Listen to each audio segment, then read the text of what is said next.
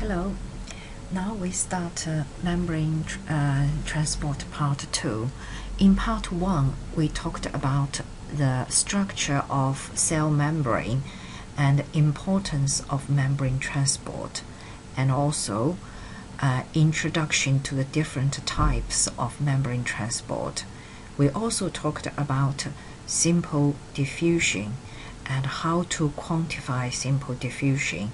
That is, simple diffusion, the rate of transport is proportionally related to the permeability area of the membrane and also the concentration gradient. So what about if the molecules are too big or if they are not permeable? What do cell membrane do to transport them? This is a task of part 2. We will talk about facilitated diffusion and also active transport.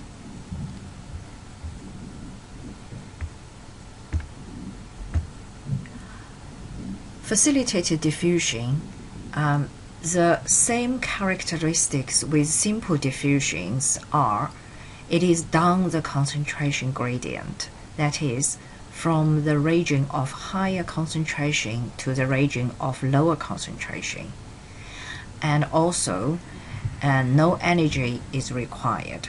So these two are the same as simple diffusion, but there are also differences.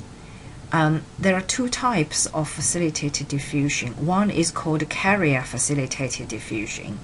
The other one is diffusion through channels. So let's look at the carrier facilitated diffusion. Why are carrier needed? That is because the molecules being transported are too big. We have seen the animation that the larger the size of the molecules are, the more difficult the molecules would be able to go through the membrane by simple diffusion. So what are the carriers? The carriers are specific proteins. So these are the integrated protein into the membrane. What about facilitated diffusion comparing with simple diffusion? They are faster, but they can be saturated. So if simple diffusion is like swimming through a river, then facilitated diffusion or carrier facilitated diffusion are like taking boat across the river. If some people they can't swim, then they need a carrier. These carriers are the boats. When you take a boat, it could be faster than you swim across the river, but if the number of boats are limited, then the rate of transport can be limited. That is called saturation. So first of all, let's look at the process of how carrier facilitated diffusion transport glucose across the membrane. So it started with empty sites, and then it's binding with glucose molecule on one side. It goes through conformational change, and then on the other side of the membrane it releases glucose molecule, and then the carrier returning to the original conformation. So let's look at this diagram. The first one is empty sites, and it's binding with glucose molecules and goes for conformational change, opening to the other side and releases the glucose molecule to the other side of the membrane, and then the carrier goes back, returning to the original conformation. So why energy is not needed? That is because this conformational change is taking place by thermal motion. So it is automatic, spontaneous movement. It does not need an external energy. It's the kinetic energy within the molecules, within the protein. So that no matter whether you have glucose to transport or not, this protein, this carrier, is going on with the conformational change. And which side to transport the glucose from depends on the concentration. So it takes glucose from higher concentration to the lower concentration area. So that is a process of carrier-facilitated diffusion. Now, the rate, how fast carrier-facilitated diffusion can take molecules through the membrane, first of all, is dependent how fast is the rate of transport of each carrier. So that is how fast a single boat can go from one side of the river to the other side of the river. Second of all is how much concentration gradient it is, how many people are waiting to be transported. And then it is the number of carrier, the number of boats, that is also is the limit factor. The more carriers available, the faster the transport rate is. So these are the three determinants. So let's look at this diagram. On the x-axis, it's a concentration gradient. And on the y-axis, it's a net flux. That means the rate of transport from one side to the other. It starts with 0. If the two sides have the same concentration, therefore they have the zero concentration gradient, then the rate of net transport is 0. So nobody is crossing the river. You may cross from one side to the other, but the net movement is 0. And remember, in simple diffusion, the line between the relationship between the net flux and the concentration gradient is linear. But in carrier-facilitated diffusion, it starts with linear and gradually it becomes slower and slower with the increase of concentration gradient. Eventually, it's been saturated. No matter how much concentration gradient increases, the net flux is not increased. So that is when the concentration gradient is increased beyond a certain point, then the rate of transport cannot be increased. That is because it's been saturated.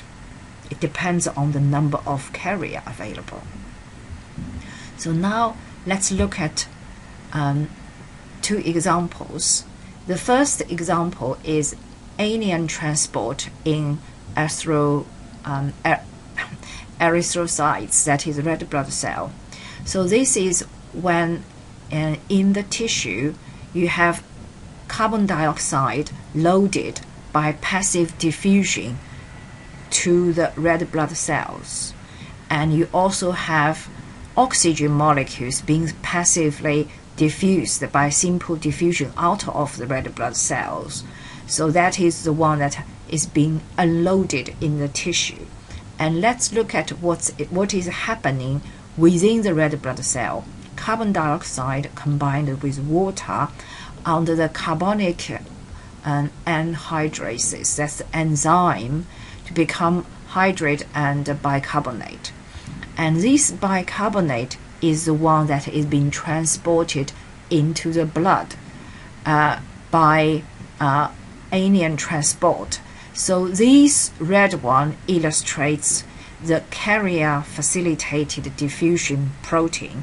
So with the help of the protein, bicarbonate is being transported outside the red blood cell into the blood serum, and chloride ion is being transported into the red blood cell. So this is an example of carrier-facilitated diffusion. And another example is how glucose is being transported in the red blood cell. So left side is intracellular, right side is extracellular. Glucose with higher concentration extracellular being transported by glucose permease, that is the carrier, into the cell, and here immediately glucose molecule is being transferred into glucose 6-phosphate. That is the form of the sugar that exists within the cell, and this is by the enzyme called hexokinase. With the help of hexokinase, glucose has been hidden with another form, and therefore it maintains the concentration gradient within the cell. Glucose concentration is lower than outside the cell. So that is why glucose can be constantly transported into the cell by passive carrier diffusion and not requiring any energy. So it is a very clever design. So what about diffusion through channels? These are the passive transport and requires transmembrane protein. And this content would be part of the neural signaling, but we are so interested in the membrane transport, so we mention them here. The ion channels, they function like a passageway pole. For example, if this passenger is allergic to the boats, what would they do? Cross the river. Now let's build a bridge for them. So these channels are the bridge for ions to cross the membrane. And these channels, they are substance specific. That means the ion channels that is built for sodium would be specific for sodium. For potassium would be specific for potassium, and the same with calcium, chloride, or hydrogen. So with diffusion through the channels, there are types of channel. The first one is aquaporin, that is for water molecules to cross.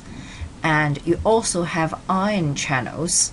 Ion channels can be leak. That means without changing, it would constantly be able to go out of the cell membrane. For example, during rest, there are some potassium channels that are leaking. So potassium ions can go through the channel all the time.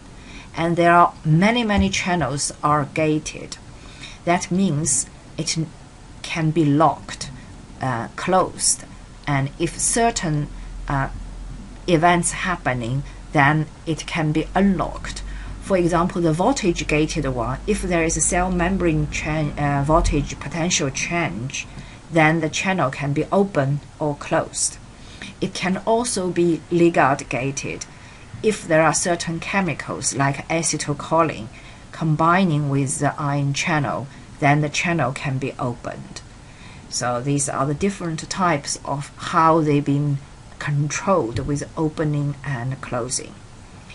The rate of transport by channel is dependent on the rate of transport with each channel. So when the channel is opening, how many ions can go through the channel in a certain number of time, and also how many channels are available within the membrane. So these are the determined rate.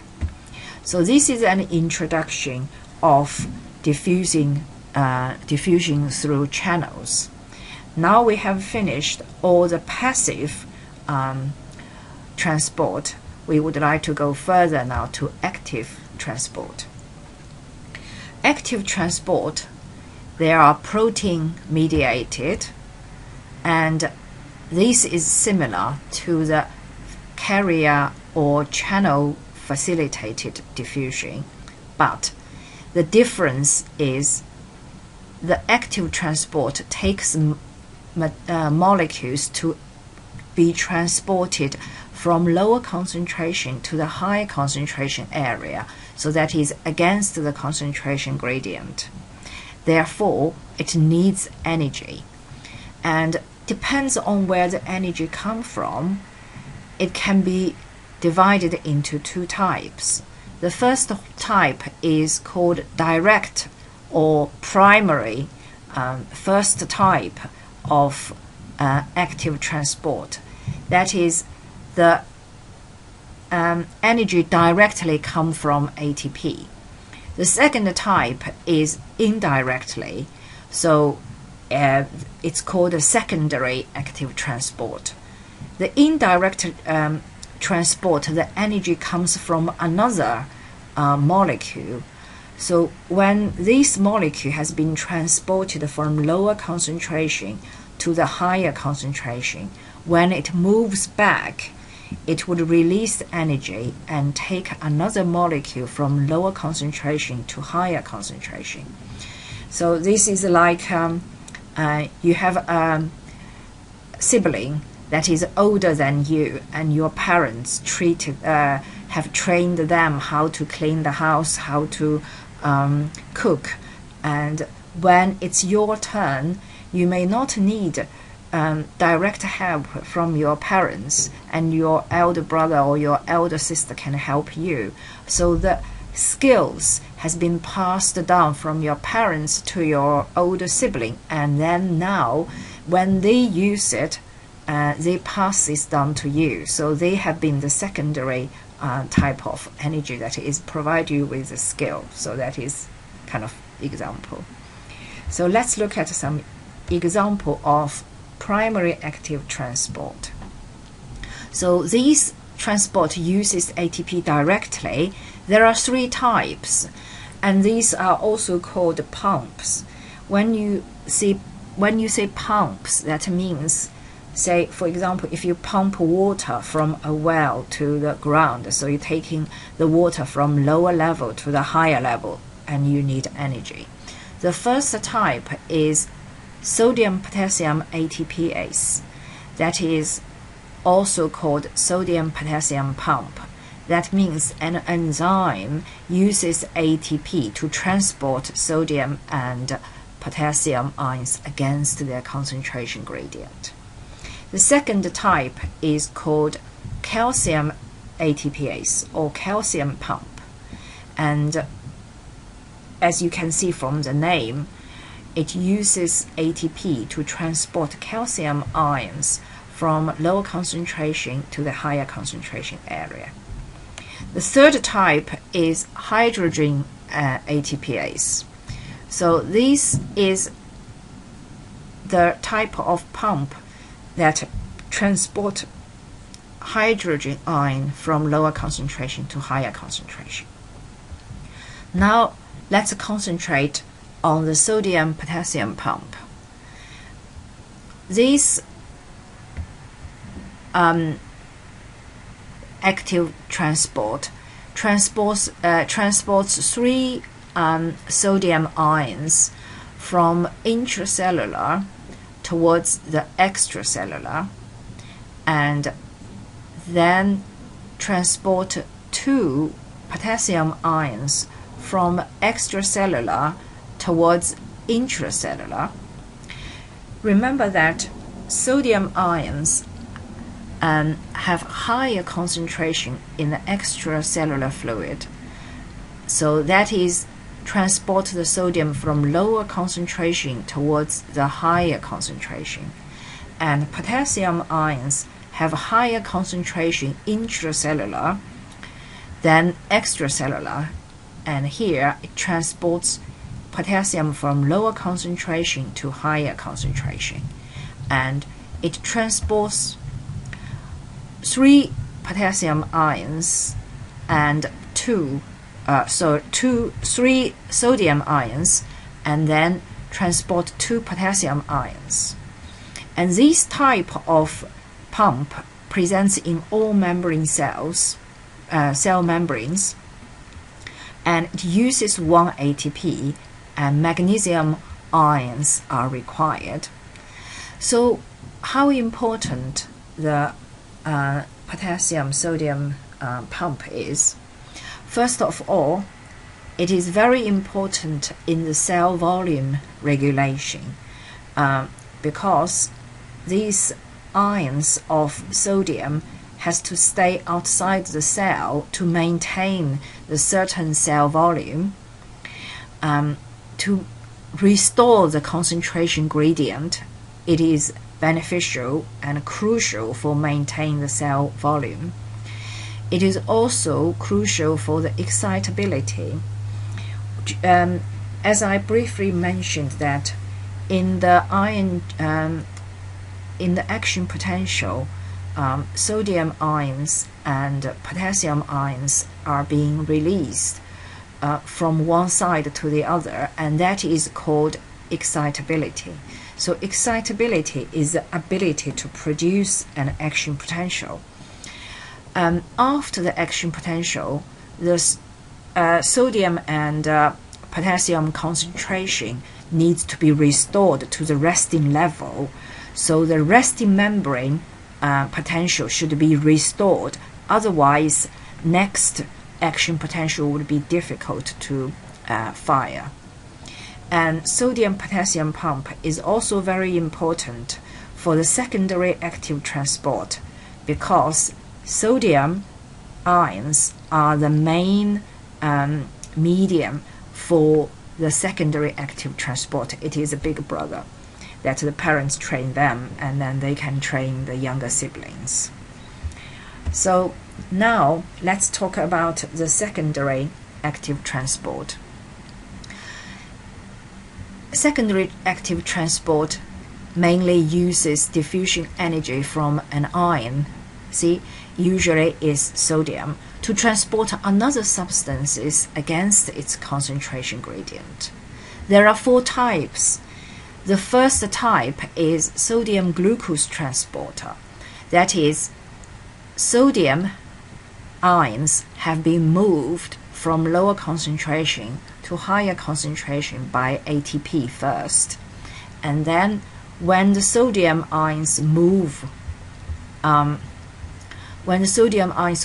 higher concentration to lower concentration, glucose can be transported from lower concentration to higher concentration. Remember, this is for glucose reabsorption, that is from lower concentration to higher concentration, specifically in the intestinal and renal tube epithelial cells. So in these cells, intracellular have higher glucose concentration than outside, but we still need to reabsorb the glucose from the lumen towards the epithelial cells. So this is a very good example for secondary active transport, but they go from the same direction. That is why they are called sodium glucose transporter. The same with sodium amino acid transporter. They go to the same direction, but sodium calcium exchange and sodium hydrogen exchange, they go the opposite direction. Let's look at this example. Here is the sodium hydrogen exchange, which is a sodium linked proton pump. So this energy is being provided by the sodium diffusion. So sodium has already been transported by ATP from lower concentration to higher concentration. When they move back towards the lower concentration, hydrogen ions have been moved from lower concentration to higher concentration, and that is for regulation of pH value. So the second part has finished. Here we talked about the facilitated diffusion, including carrier facilitated diffusion and diffusion through channels.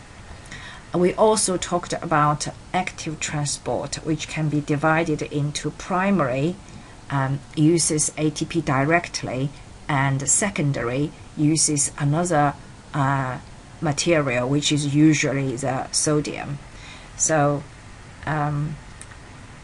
thank you.